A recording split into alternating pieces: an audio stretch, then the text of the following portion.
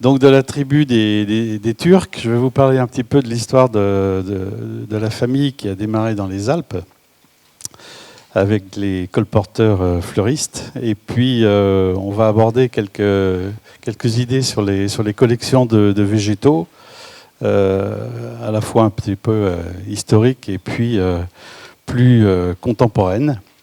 Alors en introduction, je voudrais vous dire que je ne suis pas un botaniste, hein. Donc c'est quand même important parce qu'il y a beaucoup de cultures, de termes que je ne connais pas. J'ai un background professionnel qui est plus sur la gestion d'entreprise, des fusions d'entreprises, de la reprise d'entreprises en difficulté. Et c'est ce qui m'a occupé sur le plan professionnel l'essentiel de ma carrière. Et il se trouve que je suis revenu en Anjou après 30 ans d'absence pour reprendre 2 entreprises de semences qui travaillent avec le grand public principalement, qui étaient Griffaton Distribution et la ferme de Sainte-Marthe. Et que mon arrivée dans l'entreprise Ernest Turc date de 2009. Donc ça fait 10 ans que je suis à la tête de l'entreprise Ernest Turc, que j'avais connu par ailleurs quand j'étais tout gamin et que je faisais du vélo dans le jardin de présentation de Dahlia et que je jouais au foot dans le même jardin et que je déchargeais des camions de tulipes et de jacinthes pendant mes vacances quand j'avais 10 ou 12 ans, quoi. Voilà. Donc l'histoire de la famille turque est une histoire qui démarre à peu près il y a 200 ans en Oisan, dans les Alpes. On pense que le premier arrivant était quelqu'un qui venait de Bulgarie ou de Turquie et qu'on a appelé le Turc, hein, en arrivant en Oisan. Et puis il s'est installé et c'est une activité agricole qui a été essentiellement son occupation, leurs occupations, et c'était de l'agriculture très diversifiée et qui était avec des céréales, avec des animaux.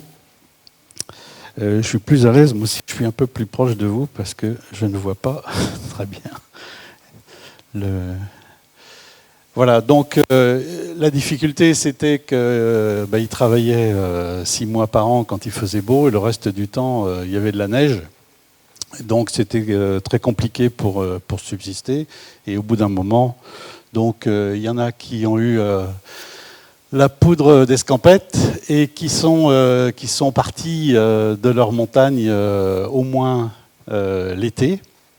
l'hiver, pardon, avec des plantes qu'ils avaient pu ramasser. Donc j'ai identifié un certain nombre de plantes qui étaient à portée de main.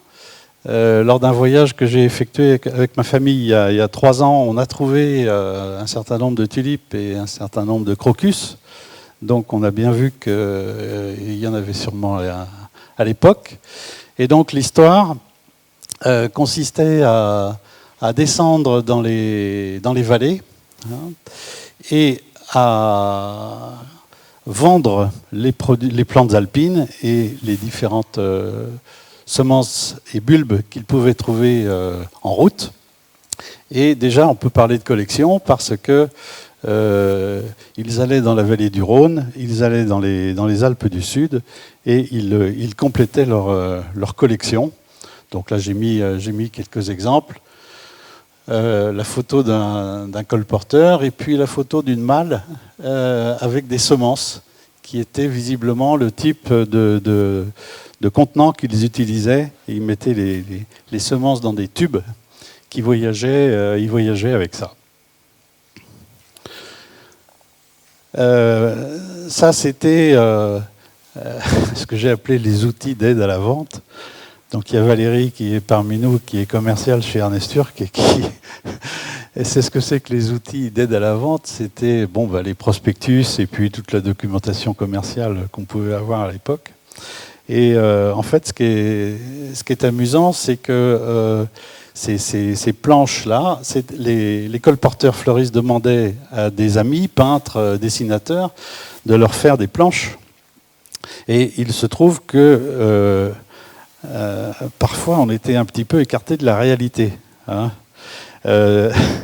C'est-à-dire que bon, l'histoire de la rose verte, on comprend mieux pourquoi ils allaient dans les vallées pour vendre des roses vertes. Il y avait aussi des roses bleues. Hein. Et voilà, il y avait quand même beaucoup d'imagination autour de ces planches, et j'ai trouvé ça très intéressant.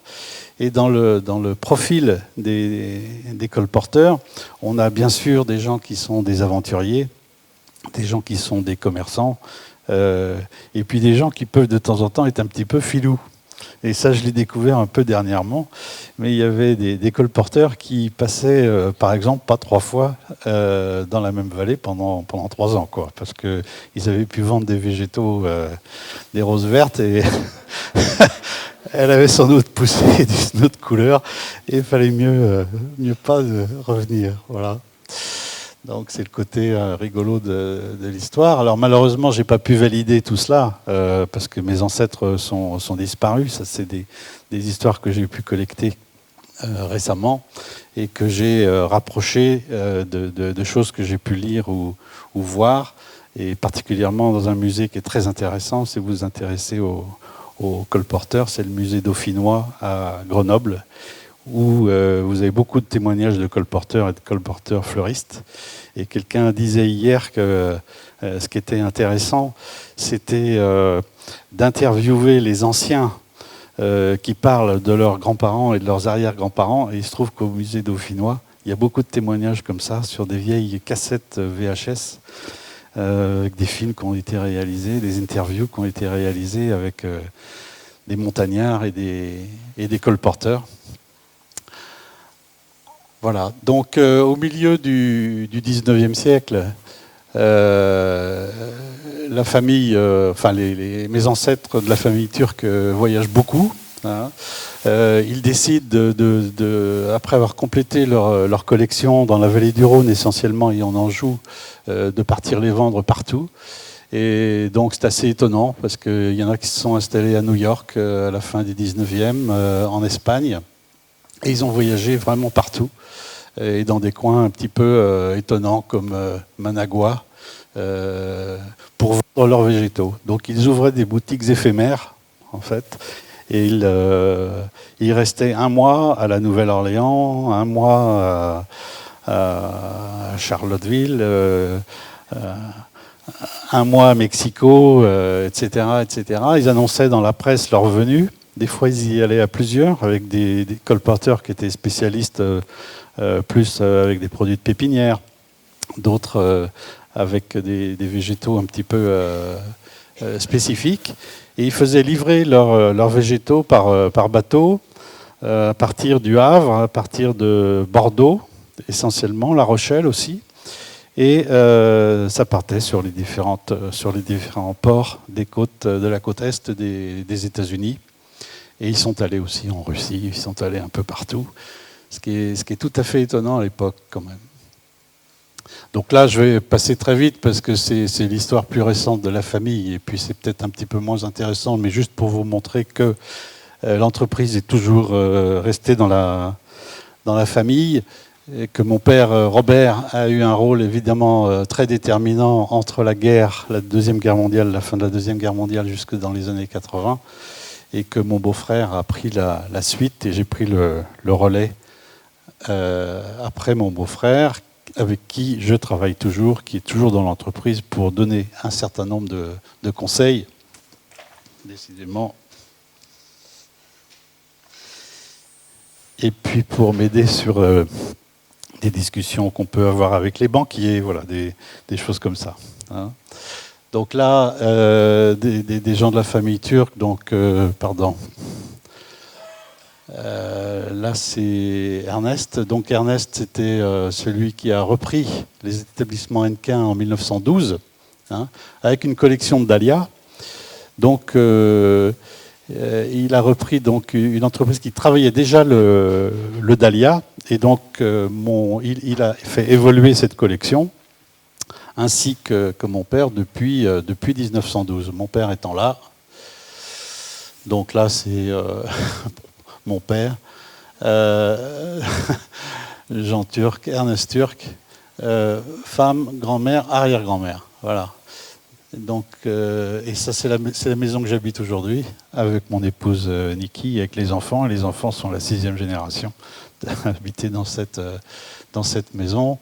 Philippe Turc, que certains ont connu, qui a été responsable commercial d'Ernest Turc pendant une 30aine d'années, mon frère Jean-Charles, et donc Michel Velay, qui a dirigé l'entreprise pendant bien des années et qui est toujours là, dans le coin.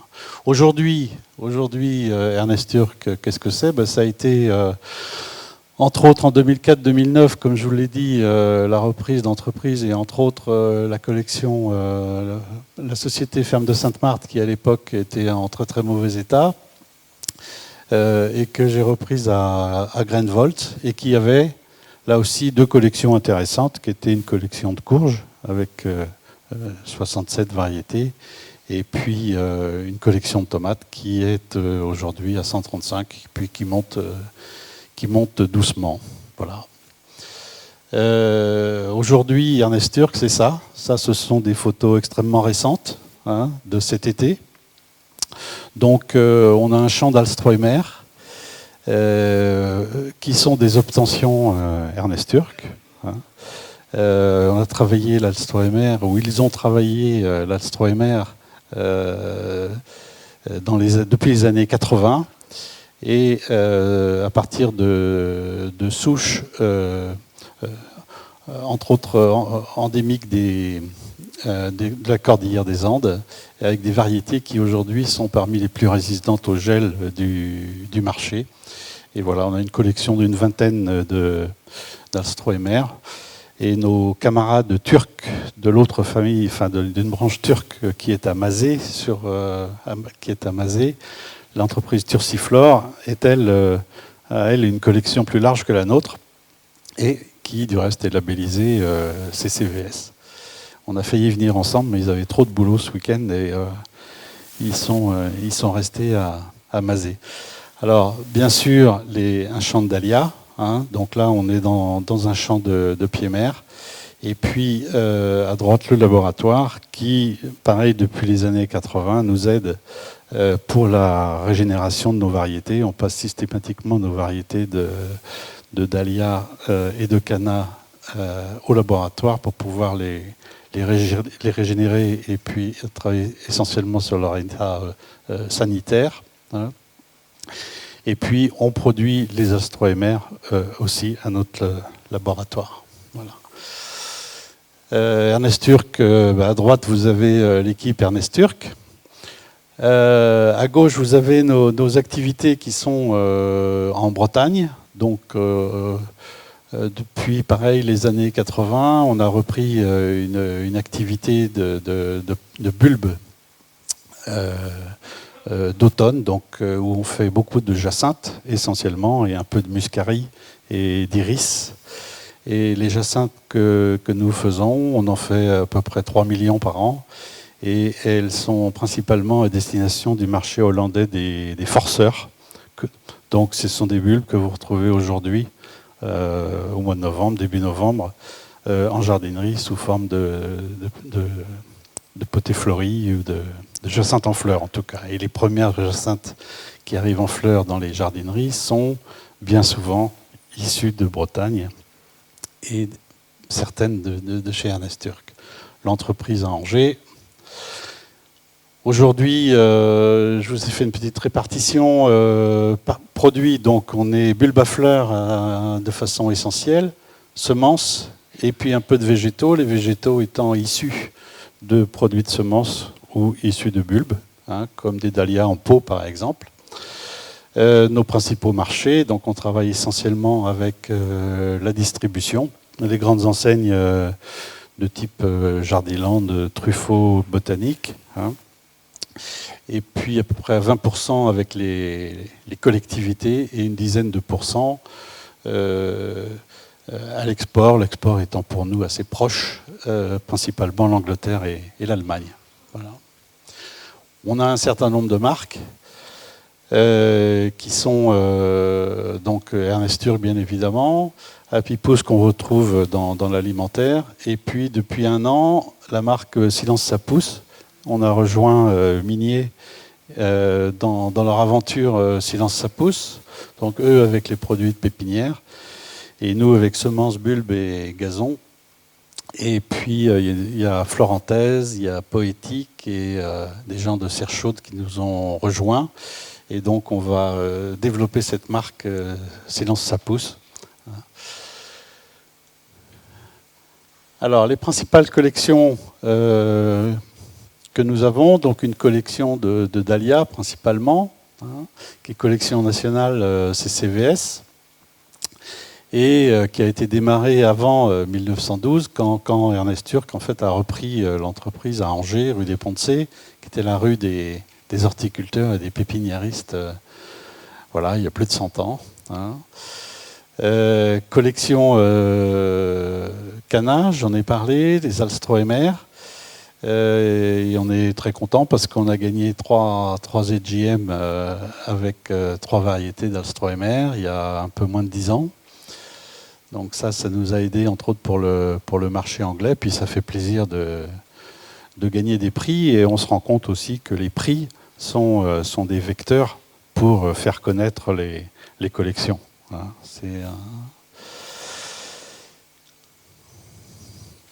alors, les collections, où sont-elles présentes? Donc, bon, vous les trouvez dans un certain nombre de jardins, de façon partielle, donc à la Bourdésière, à Terra Botanica, dans un certain nombre de châteaux. Et on a envie de faire une présentation totale de notre collection en août 2022. On pense faire un événement pendant le Congrès mondial de l'horticulture, il faut en profiter. Il vient à Angers, c'est une occasion unique. Sur la shortlist des dernières villes en compétition, il y avait Angers et Pékin, et c'est Angers qui a gagné l'hébergement du congrès. Donc voilà, il faut qu'on réponde présent, et je pense qu'on va mettre toute notre collection de dahlias, voire beaucoup plus. Enfin, l'idée, c'est d'avoir une collection un peu élargie. Et bon, il faudra en parler avec le CCVS, parce que c'est aussi pour nous l'occasion peut-être d'accueillir pendant août 2022, chez nous, d'autres collections. Si des gens veulent profiter de l'espace, ça peut être une idée. Alors, parmi les autres collections sur lesquelles Ernest Turc a travaillé, j'en ai mis 4 là, et pas forcément toujours avec des bonnes nouvelles, parce que la collection de glaïeuls, par exemple, c'est un programme que j'ai décidé d'arrêter en 2010, parce que c'était un programme sur lequel il n'y avait pas de rentabilité. La compétition avec nos camarades hollandais faisait qu'on n'avait pas la possibilité d'avoir ce delta de prix entre les produits hollandais et les nôtres. Donc on a décidé d'arrêter ce programme, et on était obtenteur de glaïeuls, comme la collection de tulipes qu'on a abandonnée en 2014. Suite à 30 années de recherche. Et vous voyez une tulipe ici, là, avec une tige sombre, quelque chose qui était très original, une tulipe extrêmement robuste et d'une couleur blanche absolument extraordinaire. Et on a dû arrêter ces programmes-là, et entre autres parce que l'INRA a arrêté ses travaux aussi de recherche sur beaucoup de plantes, et entre autres des plantes à bulbes. Et ça a été la même chose avec anémone et renoncule. Donc là, la collection est toujours, existe toujours. et je cherche en fait à transférer ces deux collections, anémones et renoncules, parce que nous n'avons pas suffisamment d'énergie et de ressources pour pouvoir travailler raisonnablement cette collection d'anémones et de renoncules. Mais je voudrais essayer de garder quand même comment dire, tous les progrès qui ont été faits sur ces produits-là, et entre autres avec les friandines, qui sont des renoncules tout à fait étonnantes. Voilà. Et puis pour finir, le programme d'Agapante. Donc Agapante, on a trouvé beaucoup de produits intéressants, plutôt nains, dans des coloris originaux, avec des feuillages originaux, etc. Donc il y en a plusieurs pour lesquels on a obtenu des COV. Et puis le programme, on continue à travailler dessus, et on cherche un partenaire pour pouvoir partager le travail dans les années à venir. Voilà. Donc, j'ai réfléchi un petit peu, suite aussi à votre demande, madame, sur l'intérêt des collections. Donc, j'ai mis quelques idées, hein. Évidemment, c'est pas exhaustif, hein. L'intérêt scientifique des collections, donc qu'elles soient de plus en plus résistantes aux maladies, hein, qu'elles puissent résister à des périodes de sécheresse qu'on a maintenant, qu'on avait peut-être moins auparavant. Et puis, bon, c'est un apport modeste à la biodiversité, hein. L'intérêt variétal, c'est donc d'identifier des variétés qui vont répondre aux besoins du marché, aux besoins du consommateur. Et puis un intérêt patrimonial qui est, entre autres, financier, hein, parce que des entreprises comme les nôtres mettent au bilan une certaine valorisation pour nos collections de végétaux. L'intérêt culturel des collections, donc un apport de diversité, un apport d'originalité. Le fait qu'une collection, ça raconte une histoire, et ça c'est particulièrement vrai dans notre entreprise, parce que ça fait 200 ans qu'on est dessus, hein. On montre quand même des produits qui sont très jolis. L'intérêt culturel, c'est également des rencontres, et le colloque que nous vivons actuellement, pour moi, c'est toujours très intéressant, parce que je rencontre des tas de gens, entre autres des gens qui ont un profil botanique et qui m'apprennent toujours plein de choses, hein. Une rencontre avec des jardiniers, des collectionneurs, des hybrideurs du monde entier, ça c'est aussi une expérience extraordinaire. Donc là, je vous ai mis quelques exemples. Ça, c'est la English National Collection à Penzance en Cornouailles. Donc c'est une collection de dahlias qui a été reprise il y a quelques années et qui est maintenant en pleine forme et qui est vraiment très sympa. Ça, c'est une partie de la collection d'Elbar, parce que Delbar a été obtenteur, a travaillé avec Jeanne de Laval, et il se trouve que cette collection en ce moment subit quelques difficultés de par l'arrêt d'une entreprise, Novaflore, et donc on essaie d'aider à la reprise d'une partie de cette collection ou de la totalité de la collection, de façon à ne pas perdre des variétés qui ont pour certaines un grand intérêt, hein. Donc ça, c'est le champ actuel de production, un des champs actuels de production à côté d'Angers. En termes d'échange, là je vous ai mis Mainau. Donc Mainau, c'est un jardin qui est tout à fait intéressant sur l'île de Mainau en Allemagne, sur le lac de Constance, où il y a un concours du dahlia chaque année de 275 variétés.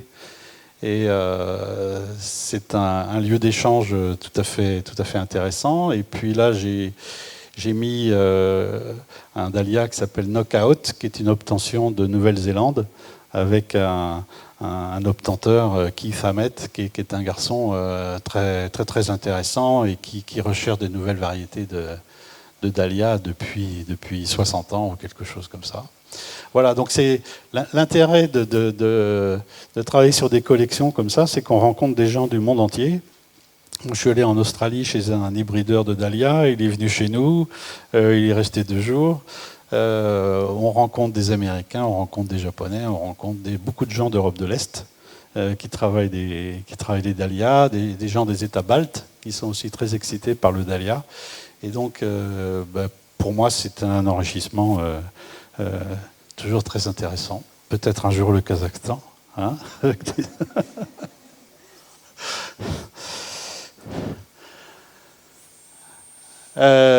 Des enjeux qui sont liés à l'avenir des collections. Donc, il y a plusieurs façons de voir le sujet, soit sous l'aspect contrainte, soit sous l'aspect espoir. Hein. Donc, en termes de contraintes, c'est vrai qu'on a des prix de revient qui sont quand même très élevés dans nos pays par rapport à d'autres pays, et c'est quand même un petit peu compliqué de maintenir le même niveau de compétitivité. Hein. Deuxièmement, on a des aspects financiers aussi qui font que nos acheteurs... Alors j'ai mis parfois en italique. Hein. Il y a un peu d'humour, mais c'est vrai que on a quand même beaucoup de difficultés à tenir nos prix avec principalement les gens de la distribution. On a une certaine crainte de voir sur le marché, j'en parlais hier, une concentration de nos clients. Et je prends l'exemple du groupe InVivo, donc, qui a maintenant les enseignes Gamme Vert, les enseignes Delbar, les enseignes Jardiland, les enseignes Jardinote, les enseignes, 7 enseignes. Hein. Et donc, pourquoi ? Pour pouvoir massifier leurs achats. Et donc, pour nous, c'est quand même des menaces. Hein. Il faut les intéresser sur les collections.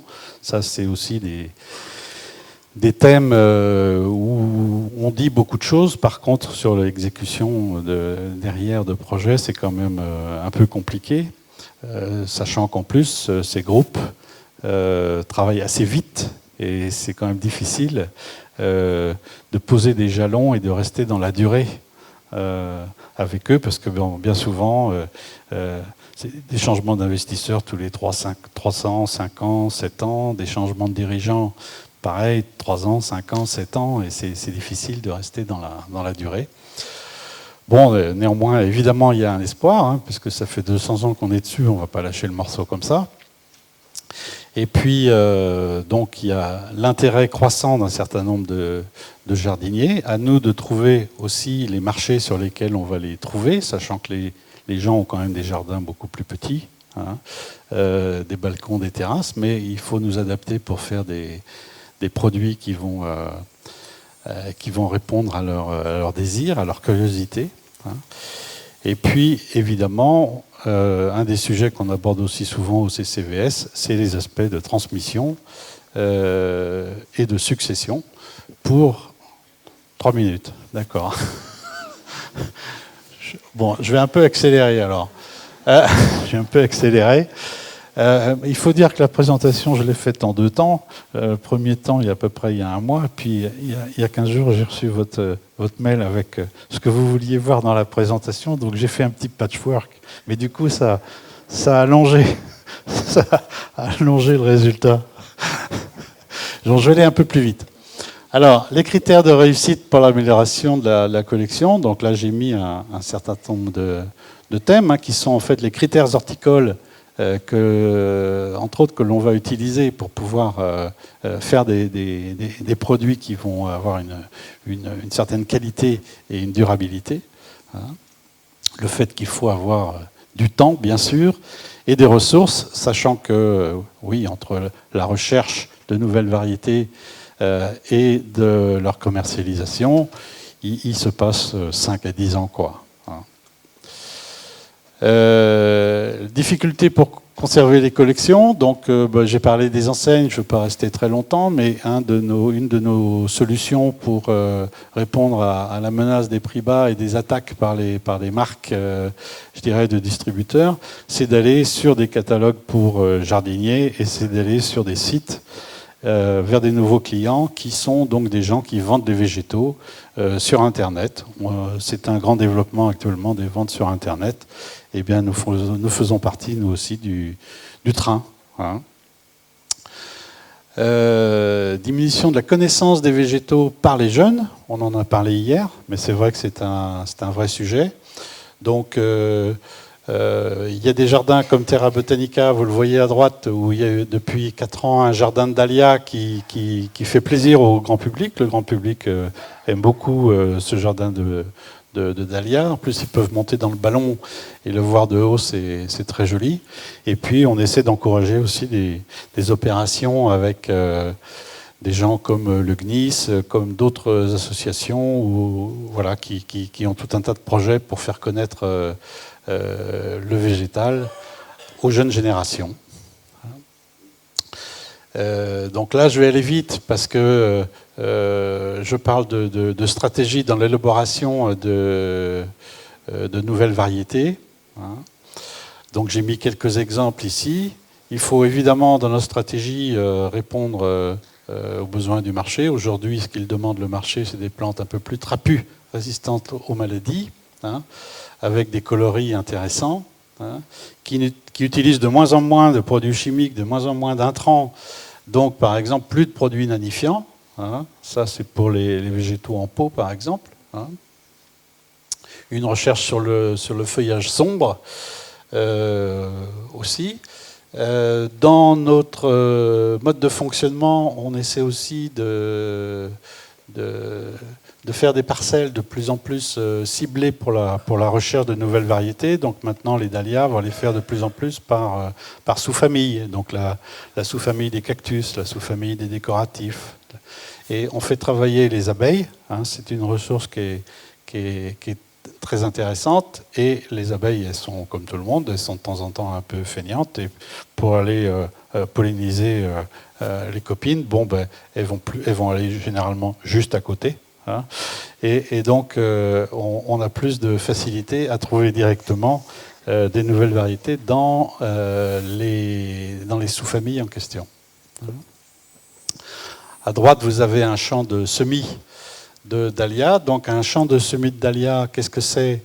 C'est le résultat de graines qu'on a prélevées sur des dahlias l'année auparavant.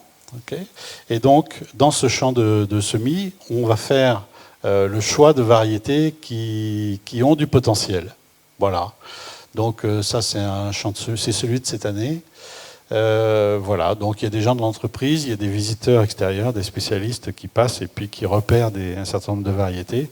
Et on décide d'en garder 10, 20, 30, 40, avec lesquels on commence à faire des pré-séries et on les fait passer dans le tamis des critères horticoles. Et le tamis des critères horticoles, on en a parlé un tout petit peu auparavant, c'est le fait que les variétés produisent par exemple beaucoup de boutures, qu'elles soient résistantes aux maladies, etc., qu'elles soient évidemment originales et jolies. Je vous ai mis quelques nouveautés récentes. Donc Sienna and Black qui a fait un bon score là, à Mainao, qu'on va sans doute présenter à la RHS, au concours de la RHS l'année prochaine. Pink Punk qu'on a baptisé la semaine dernière, qui est un nouveau dahlia très original. Et puis une autre fleur simple en haut à droite qu'on n'a pas encore baptisée. Qu'on fera sans doute l'année prochaine. On a quelques projets de baptême. Là, je vais passer rapidement sur ce slide. C'était pour vous expliquer, pour information, le cycle du dahlia dans son année. Mais je crois que ce n'est pas forcément l'objet maintenant, surtout s'il me reste 30 secondes. Même pas. Voilà. L'intérêt économique de l'entreprise via ses collections de végétaux, donc on en a un petit peu parlé, mais là je refais une synthèse. Et on voit sur les photos, en haut à droite, oui, Nancy, donc avec le dahlia Jean-Marie Pelt qu'on a baptisé il y a 2 ans, au jardin botanique. Du reste, il était en couverture de la présentation. J'ai oublié de le dire au début, mais le premier dahlia en photo, c'était Jean-Marie Pelt. Donc là, le voilà, c'était il y a 2 ans. Ça, c'était le baptême de Terra Botanica à Terra Botanica, qui a fait numéro 7 à Mainao cette année. Et ça, c'était le dahlia Normandie qu'on a baptisé il y a 2 ans à Coutances. Voilà, donc je pense que la communication et tout ce qui est lié à ces baptêmes est très très important parce que bon, bah, ça donne des histoires à raconter à l'entreprise, à la presse, etc. Et ça fait connaître auprès du grand public des produits qui sont quand même magnifiques. Voilà. Donc là, je parle d'un certain nombre de prix qu'on a eus, j'en ai parlé auparavant. Voilà, et puis donc des sujets de discussion pour la journée, hein, en plus de ceux que j'ai pu aborder depuis une demi-heure. Donc, ce sont des thèmes, vous pouvez en lire quelques-uns, on pourra en parler pendant la journée, pendant les pauses. Mais bon, voilà, ça fait partie des discussions qu'on peut avoir. Et puis, bah, écoutez, mon dernier slide, c'est pour remercier un certain nombre de gens. Hein. Et puis pour vous montrer deux photos. Donc la première photo, c'est Chat Noir. Hein. Donc Chat Noir, c'est une obtention Ernest Turc des années 70. C'est un réel succès. C'est un des dahlias les plus cultivés au monde. C'est le dahlia le plus vendu en Angleterre. Et c'est un dahlia qui tient la route. Et encore cette année, il est de toute beauté. On arrive bien à en faire la sélection, il fonctionne très très bien. On se les fait voler par tout le monde. Sinon, ce ne serait pas un des plus cultivés au monde. Hein. On en est très fiers. Voilà. Et puis à droite, je vous ai mis en primeur la couverture du catalogue turc 2020, qui est actuellement chez l'imprimeur. Hein, et pas encore sorti. Donc sur une thématique de rouge, et on a mis un petit peu d'humour avec une bouche et avec un verre de vin, parce que ça nous paraissait aller bien aussi dans les nouvelles tendances. Et puis on a aussi un petit peu d'humour. Voilà. Dans les gens que je voulais remercier, il y avait, je voudrais particulièrement parler de Johan Beaumont. Johan Beaumont est un monsieur qui n'a pas pu venir au colloque à Nancy, là, et qui est un vrai collectionneur de dahlias, qui habite à Chartres. Hein, une partie de sa collection est à Flamanville. C'est un garçon complètement passionné de dahlias avec lequel on passe beaucoup de temps. Nous, on est des petits par rapport à quelqu'un comme lui. Il a 2800 variétés de dahlias. Hein, et je pense que c'est la plus large collection de dahlias au monde. Au monde. Hein. Donc voilà, c'est un monsieur qui vit 20 heures sur 24 avec les dahlias. Et je pense qu'il faut vraiment l'intégrer dans nos travaux pour la préservation des collections comme celle du dahlia. Merci beaucoup.